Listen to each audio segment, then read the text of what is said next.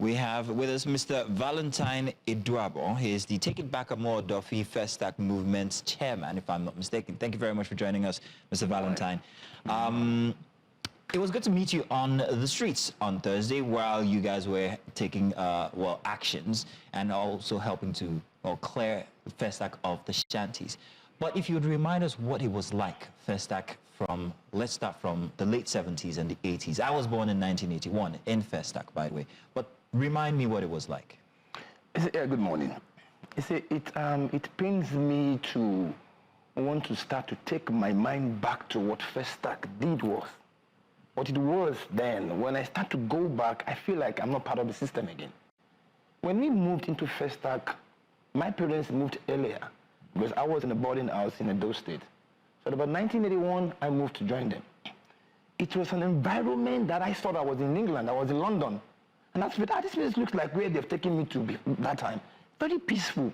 We are persons who you just wake up in the morning, you see the persons come, they sweep your street, they close it. They sweep it, they water it. They keep it clean. When you wake up, there are buses outside that takes you around Festac. No shanties. You can stand on 21 Road, you see the end. You see about over a kilometer, you see it clean. I'll tell you something. Festac was actually designed, the way it was designed, there was no reason for anybody to have depression. You see, when you're in your home in Festac, back in the days, if you don't have light, maybe you don't have light, you don't have a generator, and of course you didn't have solar. And you're like, whoa, all you need to do is just to take a walk out of your home. You see parks. There are love parks, there are recreation centers, you just sit down, you see families doing picnic, talking. Before you know, you get talking with somebody, gets you into a business, and whatever you're thinking of is off. You get your sanity back. You see, there was never that time that you sleep in Festac, 4:35, yet religious fanatics. We come like 5 a.m. But I shout, you cannot even sleep again in Festac. 5 a.m. you see Okada everywhere. So I'm glad you're mentioning these little bits here, especially about the noise pollution when it comes to religious preachers and the Okadas and everything. But many people argue that the problems that bedevil Festac were also put there by the authorities themselves. Because when you speak about the parks, they're non-existent now. We went through 2nd Avenue only on Thursday looking for one that still exists in all its glory. There was none. 7th Avenue was filled with so many, had the largest number of parks. There is not a single one now. These parks have all been sold to individuals who've built houses, and on top of those parks, sometimes you have the electricity installations, which they've also compromised as well. So whose fault is it? You see, primarily I'll tell you that government shares the larger fault of it. You see, why I say so is because, one, these parks were not just meant to be parks. Like you did say, some of these parks have drainages under. You see, but the government, they did go ahead. They went ahead and they sold all these parks. And even when you go to court, well, you should know, you've been in court for years, and yet somebody's building it using security agents to even secure the place, and he builds. I'll give you a good example. When an MD came, the recent MD came, and what is he doing? Even as I'm talking to you right now, they just sent me a message that it has been confirmed that the water board land on 22 Road has been sold, and they are now clearing it. They are about clearing the water board that normally in Festac those days, I just opened my tap. We don't dig wells in Festac. You see, Festac was the beauty of Africa. You see, the Western world felt that these black people, they have something unique in them. And they decided to host a Festac arts and culture event, to showcase that rich culture, that heritage culture of the black race. And it was brought to Nigeria. Good enough, instituted in Lagos State. You see, it was built, it was a master plan to accommodate a whole lot of things. But as you and I speak, those places have been sold, those parks have been sold. A water board that supplies us water is being sold. So what we now do is, if you go to Festac now, go behind blocks, you see lots of persons, we've gone to start doing borehole and all that to get water because that board is condemned. And it's a premeditated, it's a conscious act to actually sabotage the government. Because the authorities who are in charge, like the FHA, they know these places are not meant to be sold, and they sell it for money. Now the drainages are blocked because these houses are sitting on the drainages. Now, Mr. Valentine, I know you're not the local government, but you are with a movement that works with the local government. That's Take Back Festac Amuwo. Now, the roads are a very big issue. Over the past 4 years, we saw roads put together, you know, in like 1 week, and then the next 2 weeks, these roads are washed away. What's the current situation when it comes to the roads? Is there any attention being given to the roads? Because apparently I can tell you specifically and with my full chest, the roads that are non-existent in Festac. 2nd Avenue, half of 7th Avenue, 23 Road, half of it has been left in disrepair, even if there was construction started only just 6 months ago. 3rd Avenue, nobody takes 3rd Avenue anymore. 1st Avenue has only just been repaired, but it's going bad as we speak. And I'm talking about repairs from only 3 months ago, which they never completed. What's been done about the roads in Festac? You see, that 3 months ago repair, I think it's not up to 3 months. It's not, might not up to be. Yeah, we did a protest, like a peaceful protest, because we were stakeholders. We own properties there, we own businesses there. I mean, nobody can be a better Festac than I am. When some of us, we had our first children there in the 80s and all of that. You know, so I mean, we have properties there, we work here, we live there.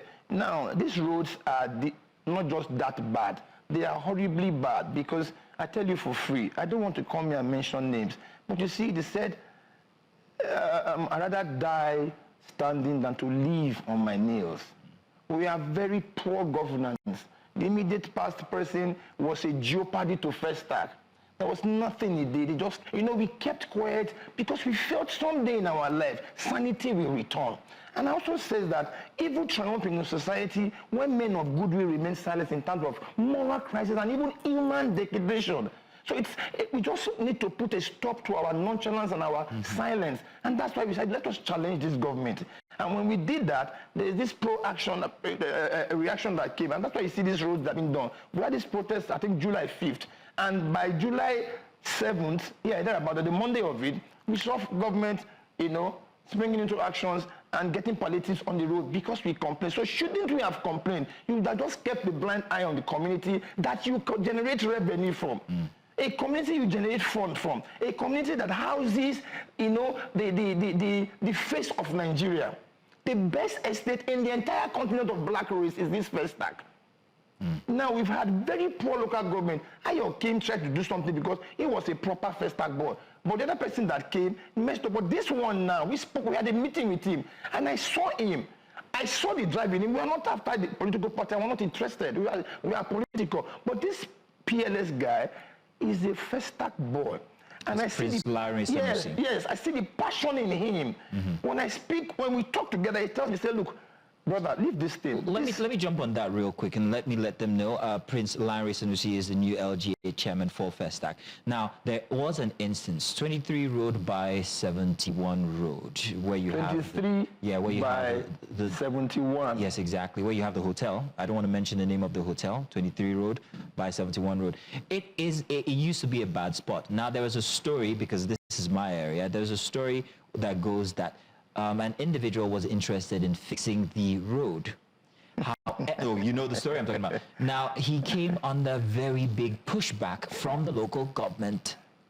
How is that possible where individuals are interested in beautifying Festac? We saw an instance as well while the demolition was going on of a young man who is in charge of 4th Avenue. Voluntarily, he takes care of the beautification of 4th Avenue, but his property was destroyed due to your activities on Thursday. Now, this other individual I started talking about wanted to fix 71 Road, but got pushed back from the local government, saying that, no, you can't do that. And that road stayed in decay for months after that. It's only just been fixed now, and by another individual who actually situated a shopping mall there. So what responsibility do we as Festac individuals, as residents, have for our own environment? And why must we be pushed away when we say we want to help? You see, I think I must say that I don't think I've come here this morning to winch on anybody. But if we must allow the society to experience sanity, then we must come with truth. They say, he that wants equity must come with clean hands. What you said is total true. The immediate past government did award that road out.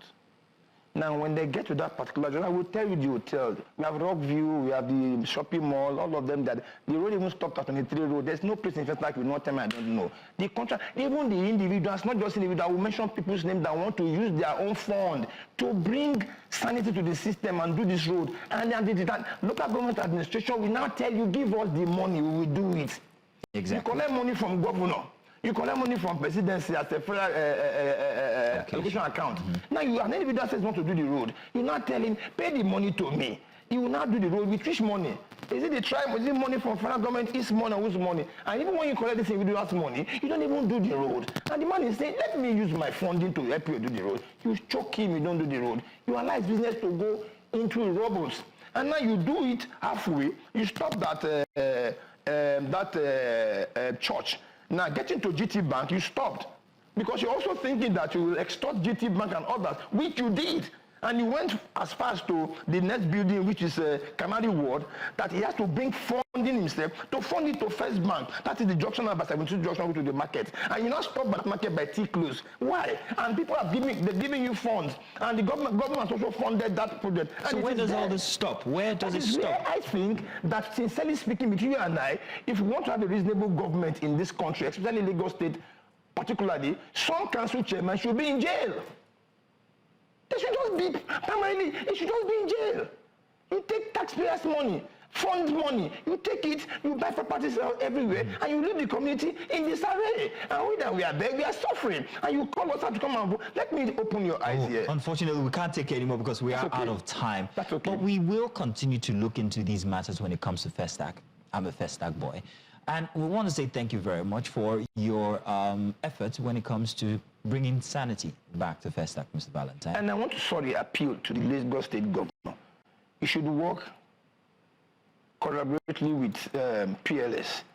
And let us, please, governor, you pay tax. Please help us, approve roads for us. Please, we beg you. Drainages, we are living inside a physics. Festac is there. Bring it back, please, Governor Sanwo-Olu. Valentine Uduebor, my president, please, Larry, PLS, nice one, please. Let's bring the glory of and sanity of Festac back. I beg you all, please. It's our home. Our kids live there. We live here, please. We want sanity, please. Thank you very much. Mr. Valentine, thank you very much. And that open plea to Mr. Larry Sanusi, that's Prince Larry Sanusi, who's the LGA chairman for Festac.